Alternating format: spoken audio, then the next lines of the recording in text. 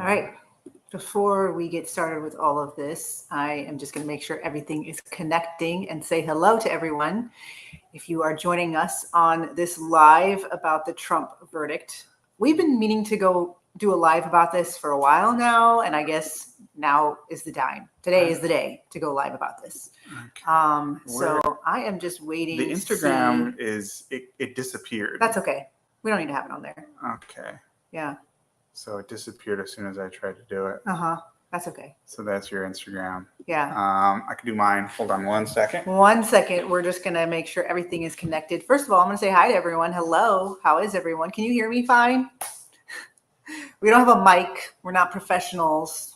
I don't have a professional studio, except for when I record my lessons for my students. But when I go live with my husband, we just do it on our couch. So I want to make sure you guys can all hear me. How's everyone doing? All right, did it work for yours? It worked for mine. Oh man. I don't know what the problem is. You could probably invite me on yours. On your phone. Yeah, I probably can. Let's see. Let's try. Okay. So I'm glad you guys can hear me. Today, we just found out that Trump got a guilty charge for 34 felony counts. And let's do a little bit of background first for those of you that may not be familiar with this exact case. During his time as president, apparently there was, or right before he became president, but the payments, some of them were paid after he was president. There was a payment made to Michael Cohen, his lawyer at the time, for $130,000 that is a payback to Michael Cohen paying Stormy Daniels, the horse-faced woman that accuses Trump of sleeping with him in the early 2000s, sleeping with her in the early 2000s. So Michael Cohen, the lawyer, made this payment. And if you look at the documents, there's nothing about it being campaign funds, because that was the first thing they were trying to get mad at Trump about, was that he made this payment with campaign funds. Well, you can't, there's not really very much evidence for that. And Trump is also independently wealthy. And he made this payment to shut her up. He also made a couple other hush payments. And if people are upset about hush payments, this is common practice for politicians to silence people who may be bringing a true accusation or a false accusation just to shut them up. They're asking for money. There was a $30,000 payment to someone who said that Trump has an illegitimate child somewhere, and the guy got paid $30,000 to shut him up, right? And Trump is so wealthy that I'm sure he's done this a lot of times. Mm-hmm. And we live in such a hustle. How many times have you, as just a citizen, have had someone attempt to hustle you? Mm-hmm. There is a lot of hustling in this modern world that we live in today. And lawsuits, frivolous lawsuits. Exactly. And sometimes it's just easier to just pay people off. Which, regardless, I mean, not even to say if it's good or bad, whatever. It's just, and let's think about, it's pretty common. Let's think about Bill Clinton, and all of his accusers, and all of the women that have come forward saying that he harmed them or that he was with them. I'm sure there was, the fact that this is common practice, I'm not saying that this is a good thing. All I'm saying is that usually it's just a slap on the wrist. Right? Well, a slap on the wrist. If you're in the in crowd in the swamp, right? Yes, if you're in the in crowd. Yeah. And so Trump made this payment to Michael Cohen. He's saying that he doesn't know that payment was for Stormy Daniels or whatever. And Michael Cohen is this total snake dude who wants to be famous. He pleaded guilty of making this payment, and I'm sure he was given a deal of, we'll either make you rich and famous, or we're going to destroy you and put you in prison unless you say you're guilty, because they used him to get to Trump. Yeah, that's how it works. Yeah, and so the 34 charges are for each document. Yeah, it's crazy. It's not just a hush payment charge and he's done all these crimes. It's literally a check stub. So one of the charges. I stopped paying attention to all the details of the charges, because it's just, the whole thing's a joke, dude. I was like, it's just nonsense, right? There shouldn't even be a crime. But Kali went and looked it up. Yeah. And looked at how did they get to 34 charges? There's 11 charges are for legal services. So invoices, Michael Cohen's invoices that he sent to Trump, which he's the key witness. He's basically saying Trump knew of this, right? And then 11 charges for checks written. So 11 different checks are the charges. And then ledger entries, literally just accounting entries, 12 charges for that. Okay. So these 34 charges are for, I'm surprised they didn't charge him for the letter. for writing a letter, like a single letter, like A, that's a charge. B, that's a charge. Yeah. C, that's a charge. Yeah. So 34 charges. And then the actual case in a Democrat-controlled city, blue city, Democrat judge, and the jury, who knows what kind of threats were happening to them. These people are very powerful. They're very sick. And they are putting people in prison who are aligning with Trump. And Yeah, they're already going after his lawyers, and Yes. and then there's the Jan Sixers and all that. Yeah. And Cohen did go to prison for lying. Yeah. Cohen is guilty of lying, and he has admitted that he has lied. And in fact, in the case, there was other things that came out about him. He's a total snake. But because he has sided with the Democrats to go after Trump, he is their hero, and I'm sure he's going to be set for life. Okay, so that's the case. 34 charges, including just writing a check. 11 checks are part of it. So now we're going to talk about the implications. Yeah. Go ahead. So there's two different takes that are coming out right now, and you'll see kind of the lead guy on the one side is Matt Walsh, and his take from the beginning of this whole hoax trial has the powers that be want Trump to be the nominee, and somehow. So they're saying Trump's in on it. And this is I don't think this makes any sense, but this is what people like Matt Walsh are saying. Who doesn't like Trump? He's a very anti-Trump. Yeah. Okay. And so he's saying that the powers that be want Trump to be the nominee, which why would they still keep going with this? He's already the nominee. But anyway, they want him to be the nominee. This is going to ensure his win. And that this will ensure his win, which I don't know. We don't need him to be more prosecuted to vote for him. You know what I'm saying? Yeah. Like, I mean, we've already seen how these absolute swamp creatures go after him. Now, don't misunderstand. It will, in one sense, it will make him more popular. But the swamp isn't sitting there thinking, how can we make Trump more popular? What they're trying to do is keep him from getting into office. That's the whole point of this. And if you miss that, and if you focus, like Matt Walsh is saying, they're, I don't know, trying to get him to be, I don't think he could get any more popular, but yes, there's a chance that he could get more popular. I think Matt's argument, and people like him, not to just pick on Matt, but people like him, they really think that they're making sense by saying that Trump is part of the establishment, and the establishment wants Trump to be elected. And to me, it's like, I think that accusation against Trump needs to be let to rest. It's just so dumb. Like, guys. if you think that he's on the in crowd with all of the hell they've put him through. You can hate him. Yeah. You can disagree with him. Yeah, you cannot like him, but he's part of the swamp. Come on. So there's that.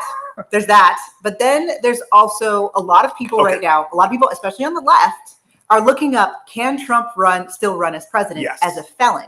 Yes. And the mainstream media right now is telling everyone, if you look it up right now, can Trump still run as a felon? Politico, CNN. Yeah, they're all saying he can still run, which get ready for how annoying the left and Democrats are going to be. They're going to be like, a convicted felon. Yeah. We're going to hear that word felon to where we're just going to, I kind of like any of these words that we've been hearing out of their mouths. We're just sick of hearing it. We're going to hear the word felon over and over. You guys are going to vote for a convicted felon. Yeah. It's going to be really annoying. Yeah.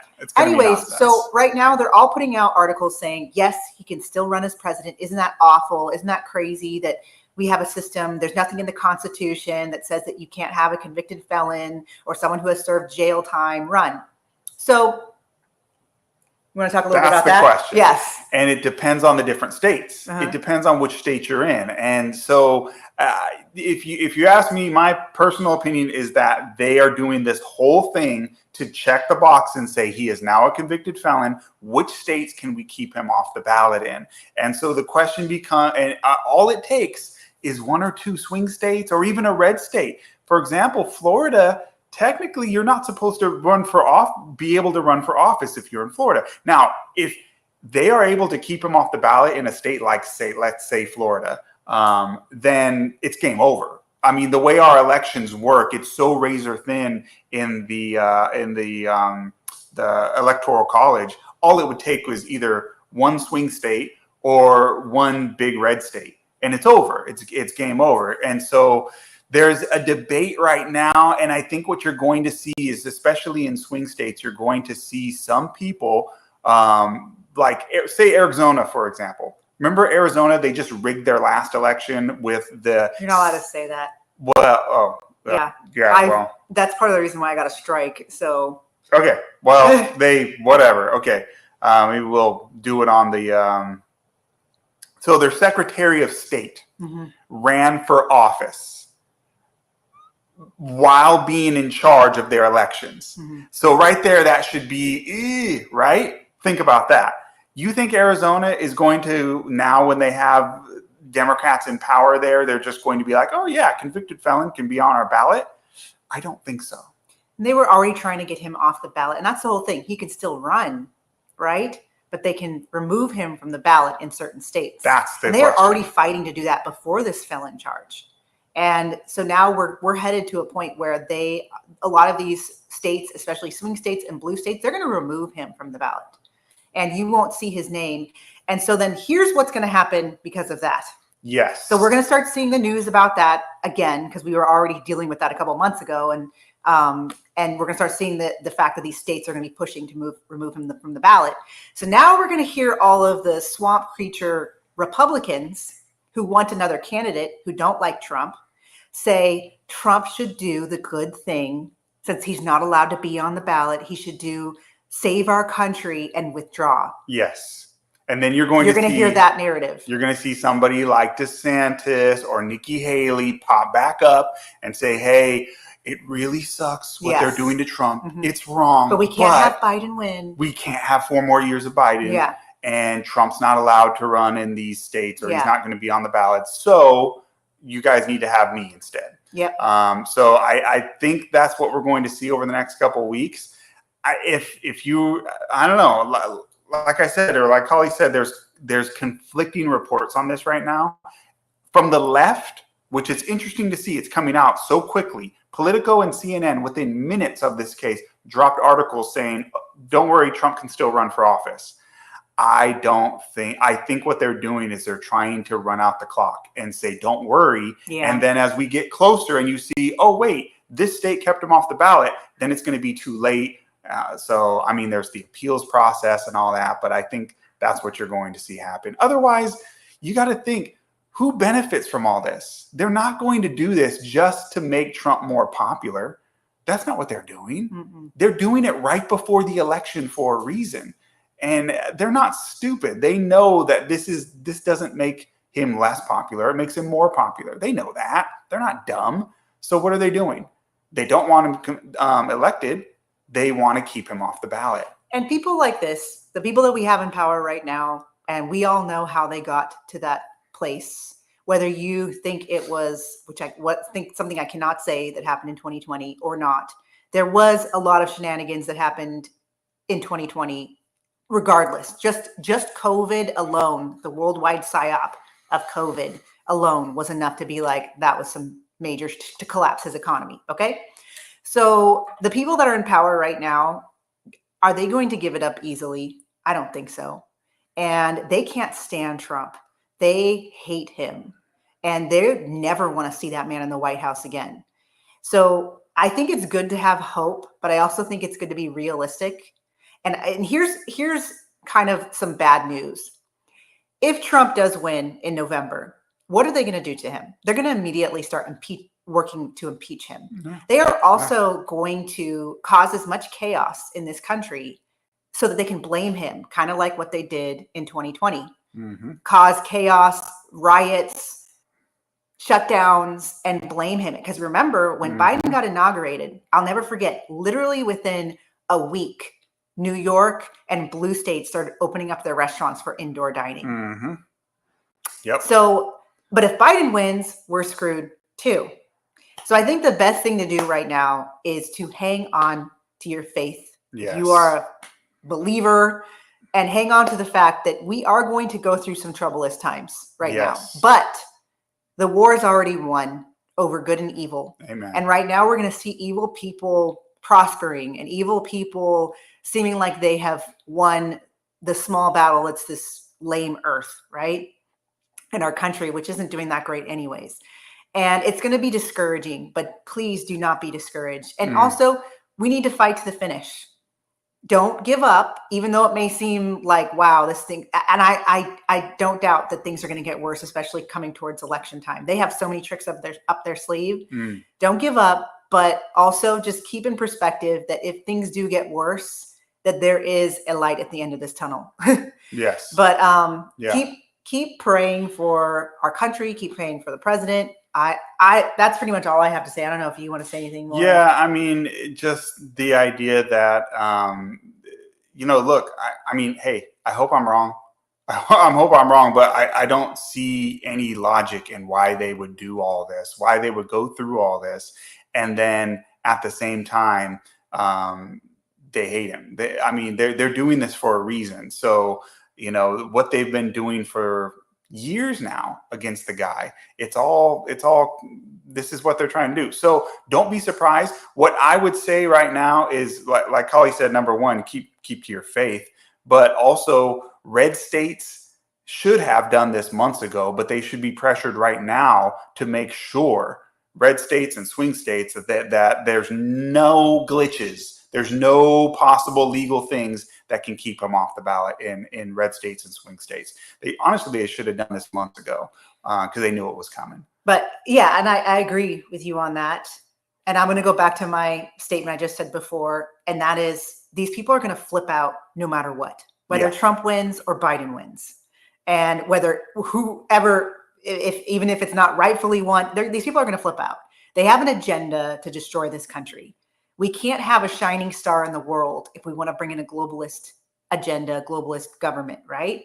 And America is a shining star. The US is a shining star, and they want to take us out so that we can all be in this place where we're begging for a globalist government. And they're going to use all their different agendas to do it. And if they do it under Trump, it's probably going to happen even faster because they can blame him.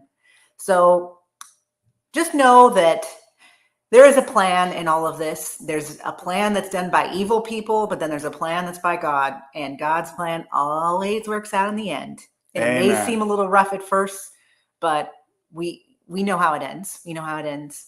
Amen. But yeah, we wanted to go live on this. I want to keep it short, just kind of give our take. I'm sure there's gonna be a lot of different takes on this. Really kind of be wary about who you're listening to right now, and always listen to stuff with a critical thinking lens. Yes. And just these are our predictions. One, there's going to be people saying that Trump needs to, that they're going to try and remove him from the ballot in a lot of these states, swing states, blue states. So get ready for that. Two, there's going to be swamp Republicans saying that Trump should bow out and that he should do the good thing for this country because he's not allowed on the ballot. So those people giving that take, they're snaky, right? And three, watch out for what's coming in November, because I'm sure they have some tricks up their sleeve. So make sure you're getting ready. We're doing a lot of prepping right now. I used to think preppers were kind of crazy or whatever, but now I'm like, I think this is time to make sure you have the things you need in case there's a collapse and you can't get things as easily as we used to. Absolutely. So start getting prepped for that. I'll put some stuff in the links. I'm actually working on making a little prepper guide for people that's easy to read and easy to understand, and where you can get all the stuff you need in case when we do have some sort of crazy collapse, because that's what we need. We need to make sure we're getting prepared, and take care of yourselves. Yeah. Right now, it's very important that you stay clear-minded, that you take care of your health, drink your water, and we need everyone to be strong right now. So that's our thoughts on it. And thank you for joining us. We had about 350 people here, or average 300. So that's awesome. We're going to do more lives. I've just been focusing on some other things for a little while besides social media, but I'm getting ready to get back on doing more commentary and stuff like this. But God bless you all. God bless.